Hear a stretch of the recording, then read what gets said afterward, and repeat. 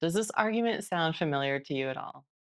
You need therapy. No, I don't. Yes, you do. No, I don't. Honey, why don't you care more about me? I wish that you were more committed to our marriage. I feel so hurt that I listen to podcasts, I do the self help books, and you're not even willing to get therapy.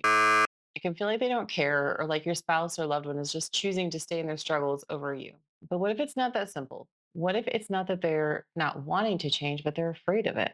For a lot of people, going to therapy doesn't mean just feeling happier. For a lot of people, it's terrifying because it feels like they're going to be asked to give up a huge part of who they are. Often for people that might be feeling stuck, they already know that it's their anger or maybe their tendency to be controlling or the silent treatment. They already know these are sabotaging their relationship with you or with the other people or with themselves, but they don't know what to do instead. And it's going to feel in the meantime like they're being asked to give up a huge part of themselves and a way that they've coped to protect themselves throughout life. If they knew something that was better and more productive and healthier, they would already be doing that. They don't know that they can navigate these struggles in a way that's still able to protect them and that can still help them to have their self-respect and have their desires and their needs taken care of and prioritized without doing it in those harmful ways. What does this mean for you?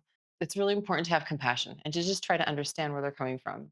What does it mean to them to get therapy? See if you can replace any judgment and frustration with understanding. If they say they don't want therapy, just try to understand why, and try to understand what they're afraid of. And if they're afraid of being asked to give up their defenses and the ways that they've protected themselves, see if you can really feel compassion for that. That's a really scary thing to to be confronted with, and just see if you can really care deeply about the struggle that is for them and then just communicate it.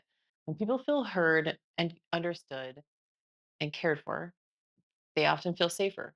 And when people feel safer, change feels a lot less threatening.